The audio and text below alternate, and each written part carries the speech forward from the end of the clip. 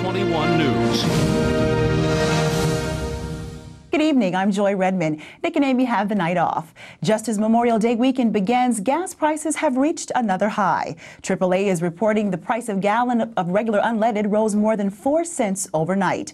Despite the high gas prices, AAA says many will still hit the road this holiday weekend, but the people we talk to say no way. Fox 21's Nick Lefebvre has the story. And Fox 21's chief meteorologist Todd Nelson is here. Todd, Memorial Day weekend is coming. Do we have rainy skies or sunny skies ahead? We're going to have a little bit of both, Joy. It looks like tomorrow's going to be absolutely gorgeous, so enjoy it. Wildland firefighters will be ready for action this holiday weekend. Fire danger is high in northwestern Wisconsin, but burning permits are still being issued. Northeastern Minnesota has moderate fire danger, and the Minnesota DNR is only issuing burning permits in special circumstances to prevent fires. But that won't stop you from having a campfire. With gas prices rushing toward $4 a gallon, police have seen an increase in people leaving the pumps without paying.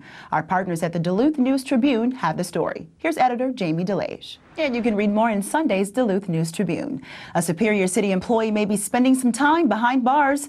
51-year-old Nancy Ralston is facing 2 charges, including theft by virtue of office and misconduct in public office. She's accused of stealing over $15,000 of city library money. Ralston's first court appearance is scheduled for Thursday. After nearly 3 decades, she's calling an end to her career. Welsh's official last day is June 30th. The International Wolf Center in Ely lost one of their captive wolves on Wednesday. It appears 15-year-old Mackenzie died in her sleep. Vets say they were administering antibiotics to another wolf when they noticed Mackenzie lying in a sleeping posture. She was a subspecies of the gray wolf. At this time, the exact cause of Mackenzie's death is unknown.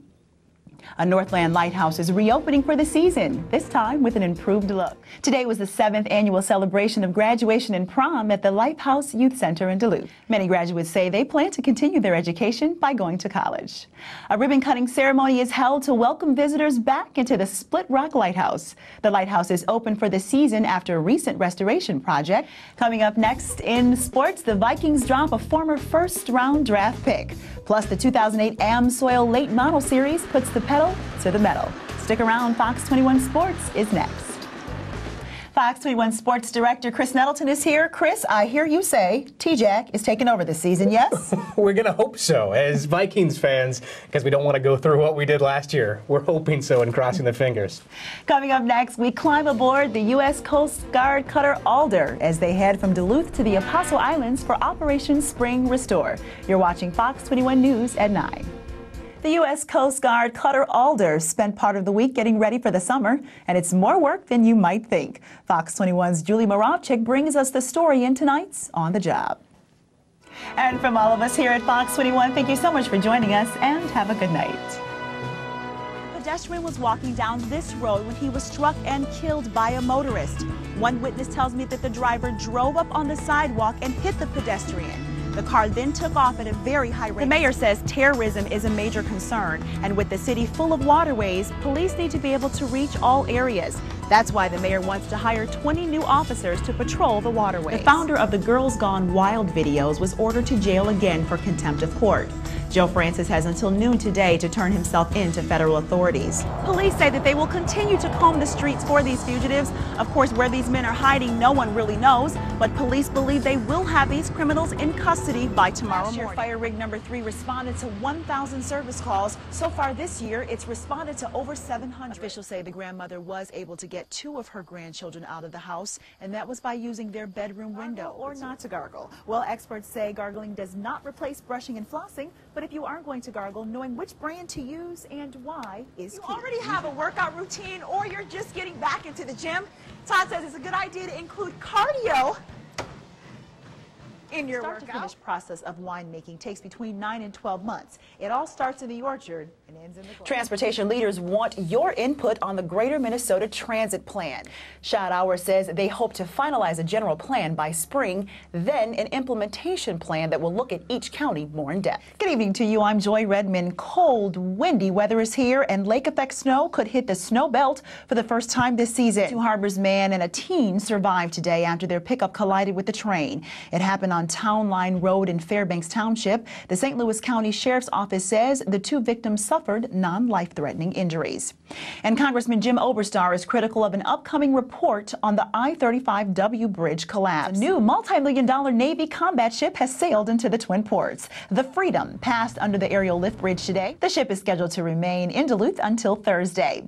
And hundreds of people from across Minnesota are in Duluth to talk about invasive species. And a bit of a headache. An Iron Range drive that normally takes less than 10 minutes could take a half hour this week. Highway 135 will be closed between Biwabik and Aurora so workers can fix a culvert. The detour will add 18 miles to the trip. And in an age of increasing music downloads and shrinking CD sales, at least one old form of recorded music is enjoying a resurgence. We're talking vinyl. Our partners at the Duluth News Tribune are following the story. Here's executive editor Rob Karwa. It's the second deadliest cancer in women. Research estimates more than 40,000 will die from breast cancer. Well, cold, windy weather is here, but will anyone get snow? Find out in Carl Springs' forecast, which is next on Fox 21 News. Well, winter weather didn't stop the little ghosts and goblins. They just trick-or-treated indoors. Hundreds stopped in at the aquarium this afternoon for Scarium at the aquarium. Now, Duluth police are asking for your help in identifying a graffiti suspect. The Duluth News Tribune is also working on a story about an unprecedented plan to cut mercury pollution. Taconite producers, power companies, and other smokestack industries have reached a deal. Here's Andy Greeter with more. Fox 21 News. Good evening, I'm Joy Redmond. Melissa Ganji has the night off. A child is dead after an apparent tornado hit a Twin Cities suburb. The St. Louis County Sheriff's Office has released the name of 2 men killed in separate accidents this weekend. Last night, a Rice Lake Township man died after crashing his motorcycle in Lakewood Township. Investigators say 43-year-old Kyle Walkowiak apparently lost control of his motorcycle on a curb. Meanwhile, 32-year-old John Irish of Virginia died when he was struck by a tow rope's fastener yesterday afternoon. The tow rope broke free as he was trying to pull another vehicle from a mud pit in Sandy Township. Irish died at the scene. It's 99 years young and still growing. A Duluth organization is extending the arms of its building literally to help fulfill its mission. Judge Maher set the defendant's bail at $300,000. His next court appearance is scheduled for July 14th. Paul says planning for the project started in 2005 and construction actually began last year. He says students and staff are excited to finally see it underway. Jeremy's mom, Sue, says they were very close and the memory of her son will always be with her, especially one of him as a little boy. Brenda says she's always making something to satisfy her customers' sweet tooth, but at the end of a busy workday, she likes to unwind by taking a ride on the wild side. Despite rising gas prices, tourists could flock to the Twin Ports in unprecedented numbers this summer. Our partners at the Duluth News Tribune are following the story. Here's editor Georgia Swain. And you can read more in the Business Monday section of tomorrow's Duluth News Tribune. Now, tonight's World News Wrap, a powerful aftershock destroyed 71,000 homes in China today. Up next, they are often overlooked by baby-proofing parents.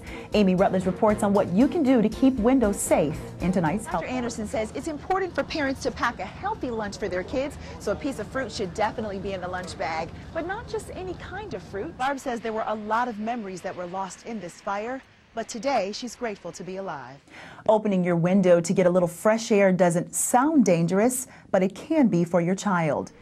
You can go online to find window guards and locks or check out your local home improvement store.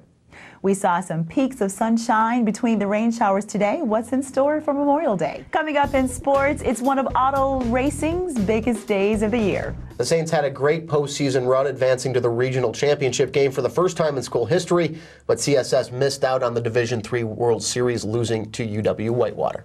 All right, thanks a lot, Greg. $4 a gallon gas has arrived in Wisconsin and Michigan. Residents say they agree with Jay Leno's comments. Their tax dollars are supposed to cover police and fire service calls. They say they understand the budget dilemma, but they believe Mayor Ness needs to find another way to fix it. An average locking gas cap will run you about $16 to $26, and you can find them at almost any auto parts store, but keep in mind they are vehicle specific. Breakfast is the only meal served here at Egg Toss Cafe, and while sausage and waffles are on the menu, it's all about the eggs.